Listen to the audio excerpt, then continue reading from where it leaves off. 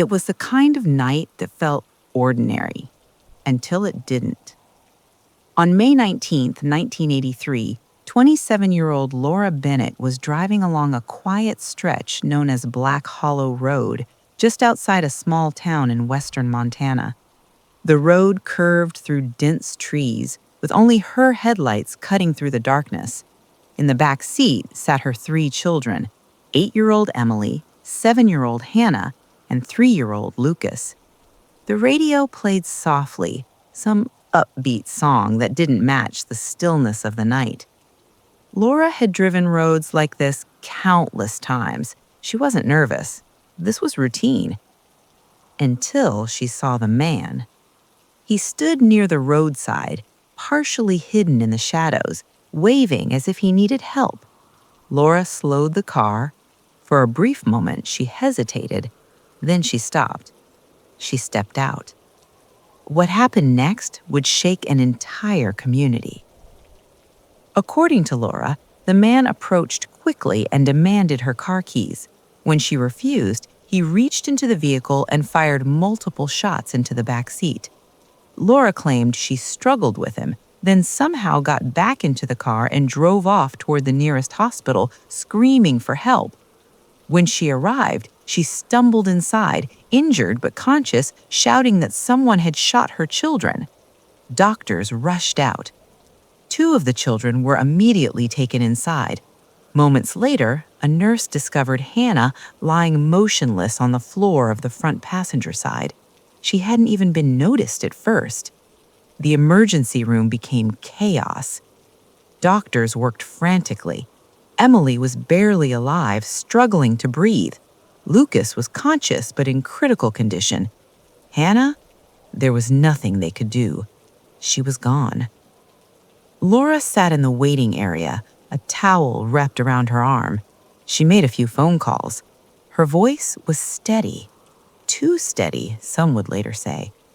When police arrived, they expected panic, confusion, grief. Instead, they found something else. Calm. A past that didn't sit right. Laura Bennett hadn't always been Laura. She was born Elizabeth Carter, the earliest of 5 children in a strict, deeply religious household in Arizona. Her father worked long hours, and her mother enforced discipline with cold consistency. Affection was rare. Attention was even rarer. Elizabeth learned early on that if she wanted to be noticed, she had to create it.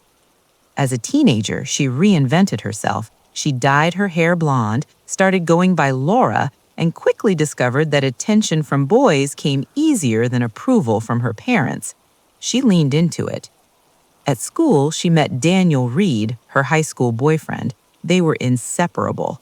After graduation, they rushed into marriage, both barely adults.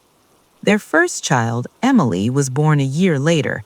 For a short time, things seemed stable, but stability didn't last. Laura joined the Navy briefly, leaving her infant behind, only to return weeks later with conflicting explanations. Their relationship began to crack.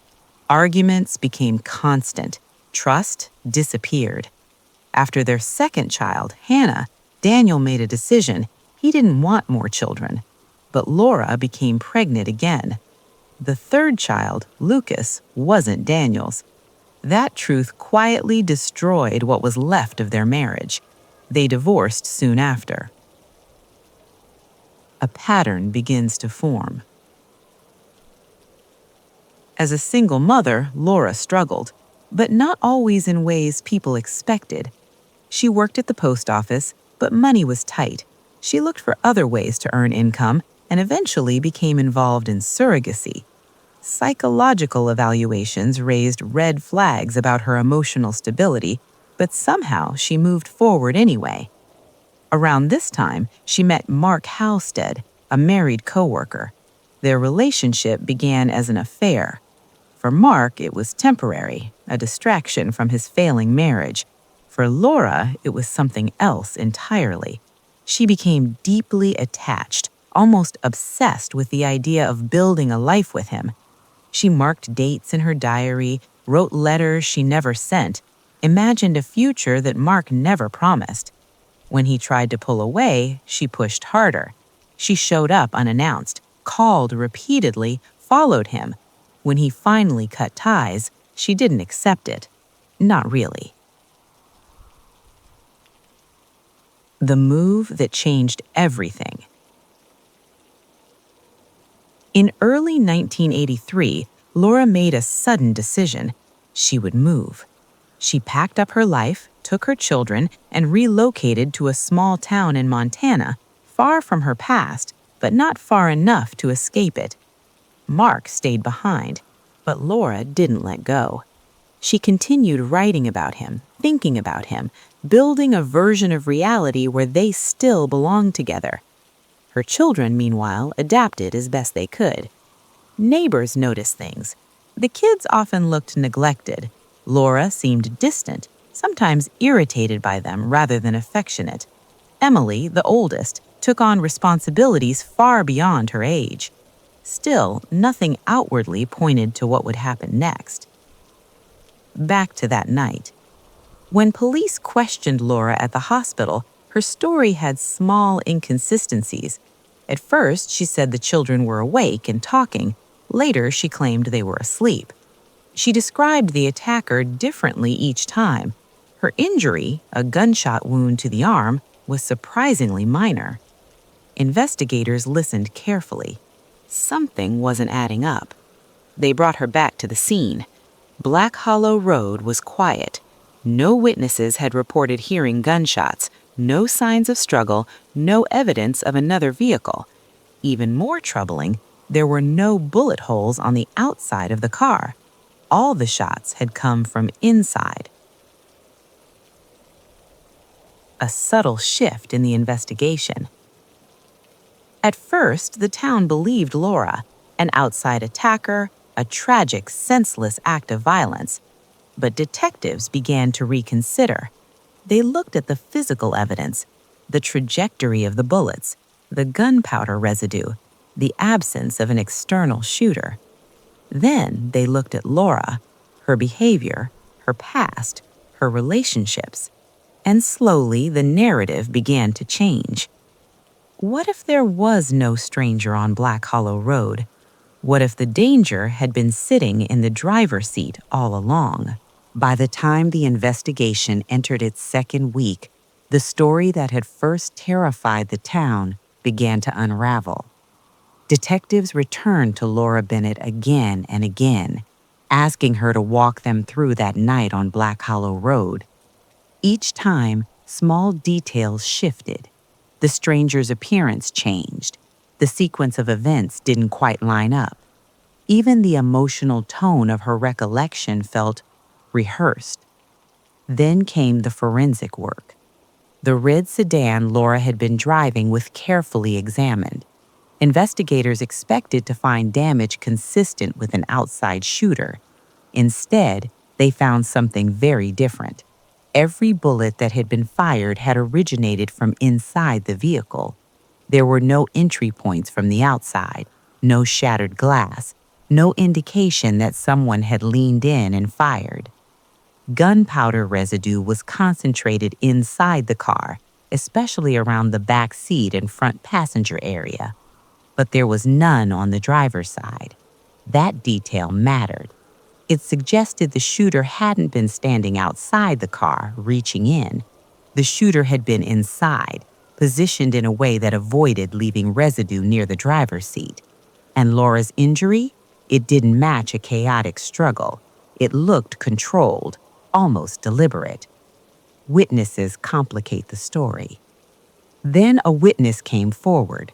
A man who had been driving on Black Hollow Road around the same time reported something unusual.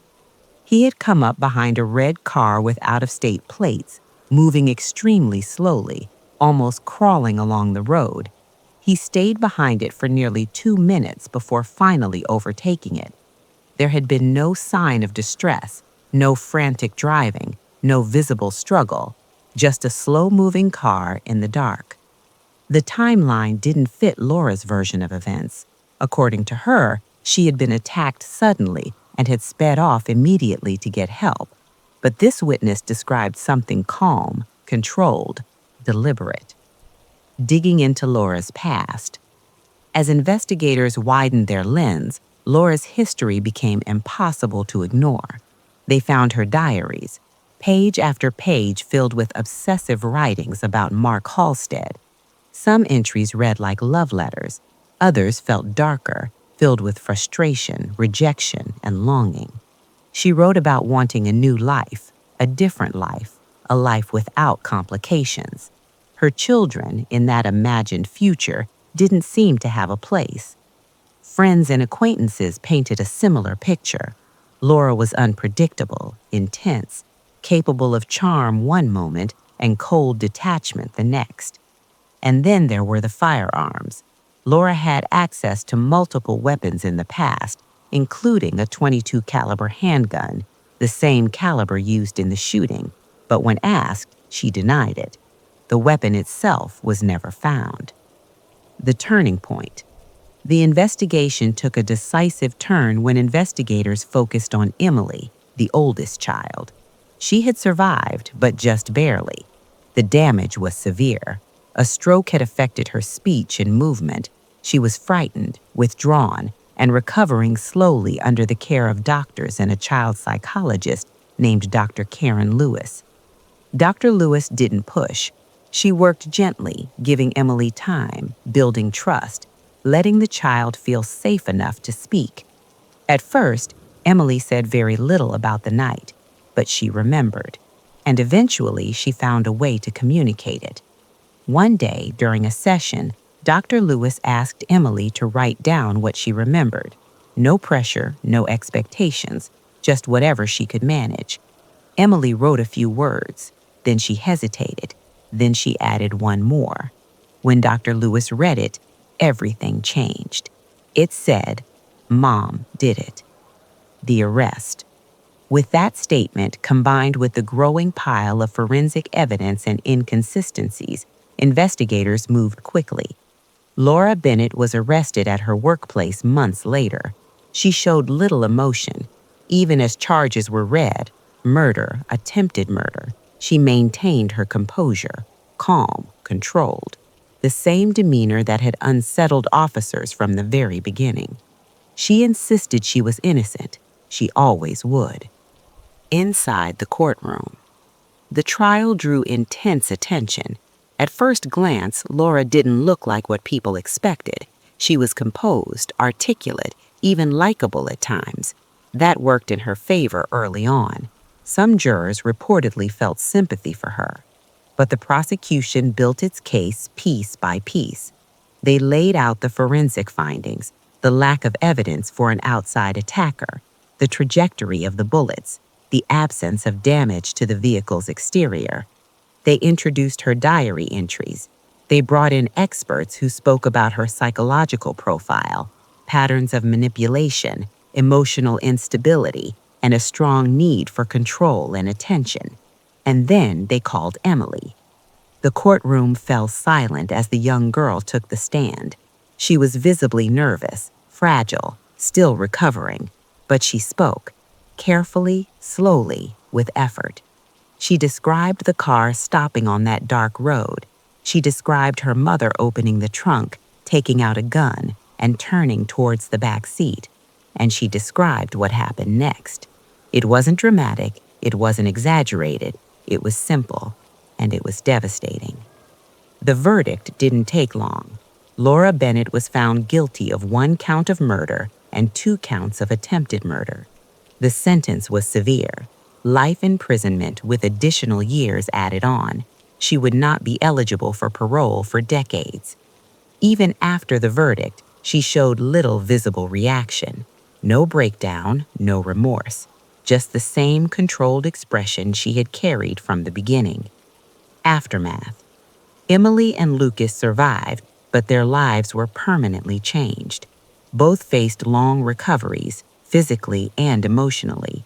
They were eventually placed with a family who provided the stability and care they had long been missing. They stayed out of the public eye as much as possible. As for Laura, she continued to maintain her innocence. Over the years, she appealed, she gave interviews, she claimed there had been a conspiracy, that the real attacker had never been found. A small number of supporters believed her, but the evidence never changed.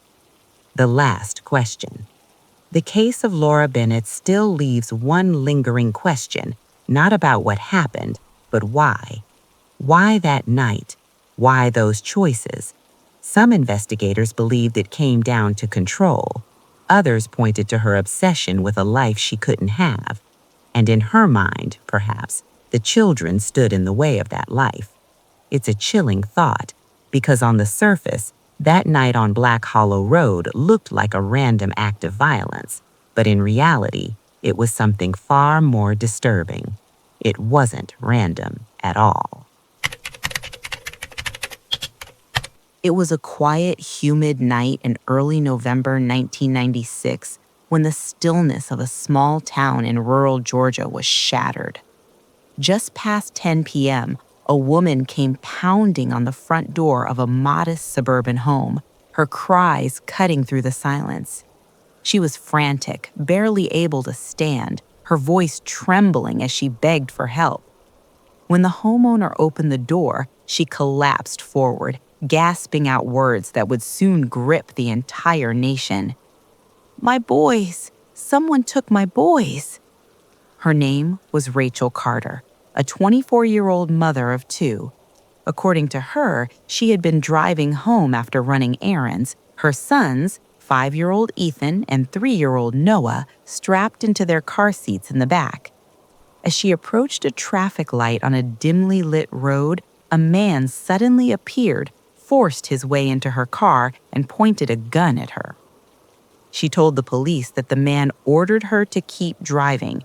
She was terrified but obeyed.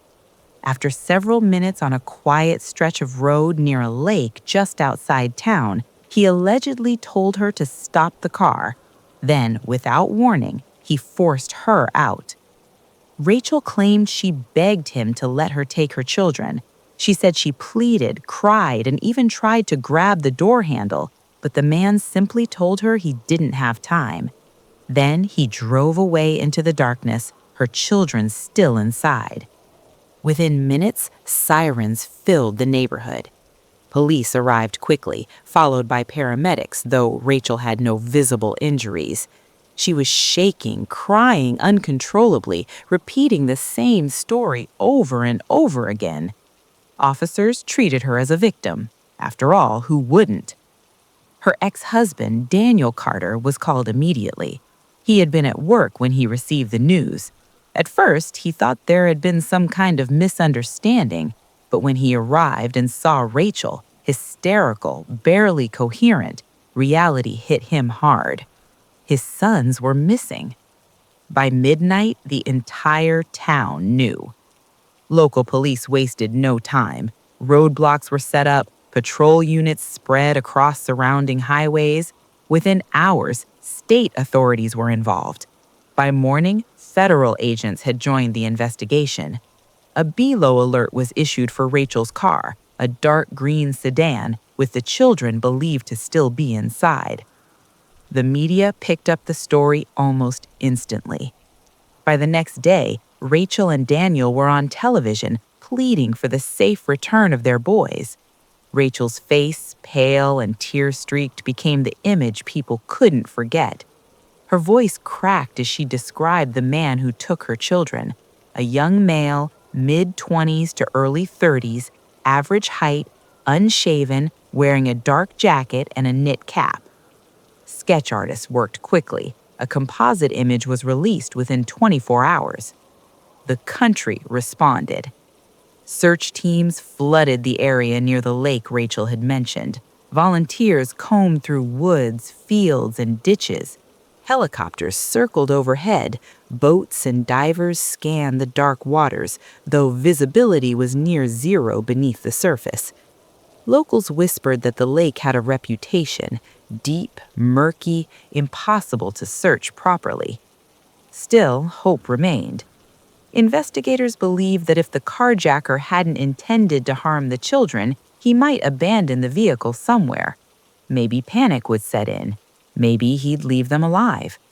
But as hours turned to days, that hope began to fade. Something didn't sit right with the detectives. The first red flag was subtle. Rachel had said the carjacker approached her at a red light, but when officers examined the intersection she described, they found a problem. The traffic light system there didn't operate the way she claimed. In the direction she was traveling, the light rarely turned red unless another vehicle triggered it from a side road. That meant one thing: there should have been another driver, a witness, but no one had come forward. Then came the timeline issues. Rachel initially said she had been on her way to visit a friend, but when police contacted that friend, he was confused. He hadn't expected her. In fact, he hadn't even been home that evening. When confronted, Rachel changed her story. She said she had been shopping instead. Investigators checked nearby stores. No one remembered seeing her, no receipts, no cameras capturing her presence. The inconsistencies began stacking up. Meanwhile, Daniel remained focused on one thing: finding his sons. He spoke to the media daily, urging anyone with information to come forward. Unlike Rachel, he didn't retreat. He leaned into the search, desperate for answers. Rachel, on the other hand, began stepping back. Interviews became less frequent. When she did appear, her statements felt rehearsed. Some noticed she wasn't asking questions, wasn't demanding updates the way most parents would. Instead, she repeated the same narrative. Investigators noticed something else. Her emotions didn't always match the situation. In private interviews, she was calm, sometimes eerily so. Officers trained to read behavior began to exchange glances. They had seen grief before. This felt different. Still, there was no direct evidence. The search continued. Tips poured in from across the country. Some claimed sightings of the car. Others reported seeing children matching Ethan and Noah's descriptions. Every lead was followed, every call logged, every possibility explored. But nothing checked out. Days passed, then a week. The pressure mounted. Inside the sheriff's office, the tone shifted. What had started as a desperate search for a missing vehicle and 2 children was slowly turning into something else: a suspicion. Detectives brought Rachel back in for another round of questioning. This time, they went deeper. They asked her to walk through the night again, step by step, and again, and again. Each time, small details changed: where the man stood, what he said, how long they drove. Individually, the differences were minor. Together, they painted a troubling picture. Finally, they asked her to take a polygraph test. She agreed. The results were immediate and damning. She failed, not once, but multiple times. The room grew quiet. Investigators didn't accuse her outright, not yet. Instead, they adjusted their strategy. They began presenting her with possibilities, giving her room to correct her story. Maybe it didn't happen at the traffic light. Maybe it happened somewhere else. Maybe she misremembered. At first, Rachel resisted, but the cracks were forming, and the detectives could see it. What they didn't know yet was just how far the truth would go. By the second week, the investigation had reached a breaking point. Behind closed doors, detectives were no longer treating Rachel Carter as a victim. She had become the center of the case. Every inconsistency, every failed polygraph, every quiet moment that felt just slightly off, it all pointed back to her. But suspicion wasn't enough. They needed the truth, and more importantly, they needed to know where Ethan and Noah were. During another interview, the lead investigator shifted tactics.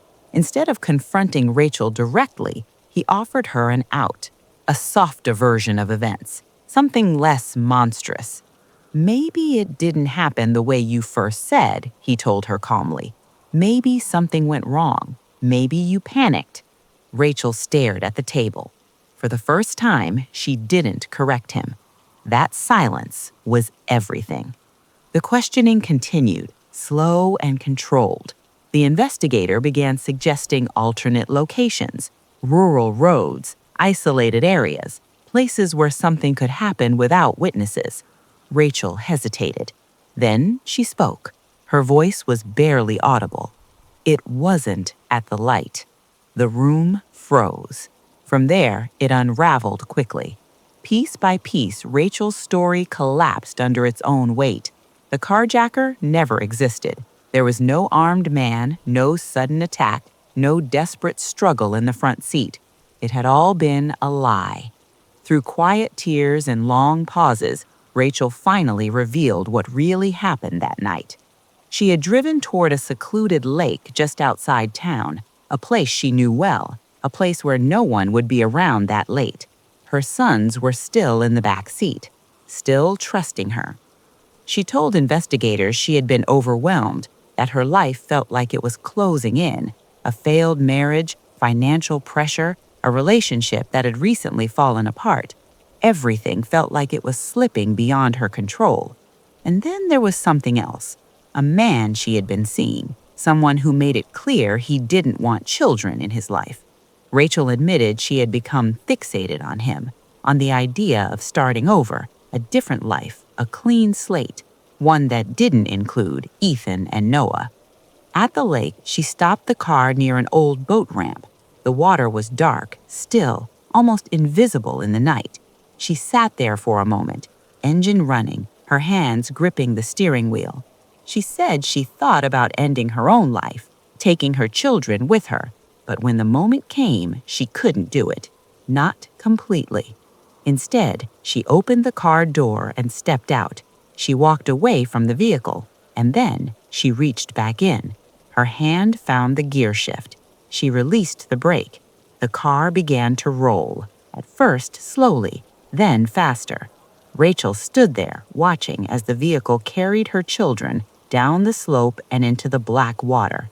She told investigators she could hear them, crying, calling for her. Then the sound stopped.